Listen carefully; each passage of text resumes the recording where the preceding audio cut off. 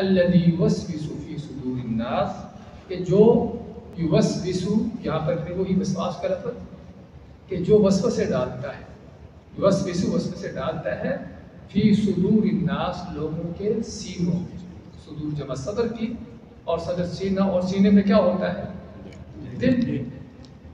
اور یہاں سے یہ پتہ چلا کہ انسان کی سوچ فکر کا جو آلہ ہے وہ کیا ہے؟ دل ہے۔ آج کل کی میڈیکل کیا کہتے ہیں؟ وہ دماغ ہے۔ قرآن کہتا ہے دل ہے، ایک نہیں بلکہ کئی آتے ہیں۔ فَإِنَّهَا لَا تَعْمَى الْأَبْصَارُ وَلَكِنْ تَعْمَى الْقُلُوبُ الَّتِي فِي الصُّدُورِ۔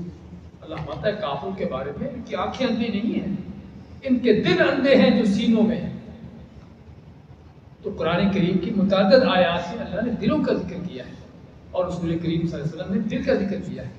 الا وَإِنَّ فِي الْجَسَدِ مُضْغَةً، کہ خبردار جسم میں ایک ٹکڑا ہے، ان صلحت صلح الجسد کلو، اگر وہ صحیح ہوتا ہے تو پورا جسم صحیح ہے، اگر وہ خراب ہوتا ہے تو پورا جسم خراب ہے۔ وہ کیا ہے؟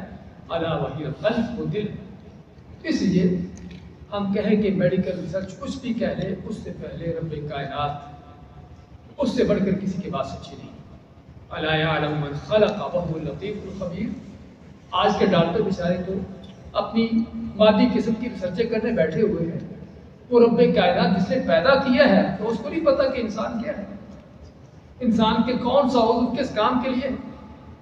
تو اللہ کو لحاظ بات کر رہے تھے کہ اصل جو انسان کے اندر جو سوچ فکر کا جو مرکز ہے وہ دل ہے۔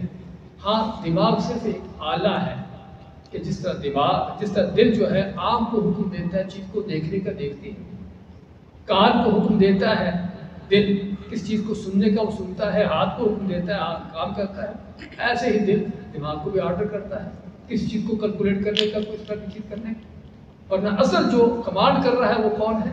وہ کیا ہے؟ وہ دل ہے۔ اس لیے فرمایا فی صدور الناس، ان لوگوں کے سینوں میں وسوسے ڈالتا ہے۔ اور صحیح حدیث میں اللہ کے نبی صلی اللہ علیہ وسلم فرماتے ہیں کہ شیطان جو ہے وہ انسان کے دل پر جم کے بیٹھا ہوتا ہے، جیسے انسان اللہ کا ذکر کرتا ہے تو پیچھے ہٹ جاتا ہے، اور جیسے ہی دل ذکر سے غافل ہوتا ہے تو پھر سے آ جاتا ہے، اور جب آتا ہے تو پھر کیا کرتا ہے؟ پھر یہ کام کرتا ہے جو آپ پڑھ رہے ہیں کہ وسوسے ڈالے گا۔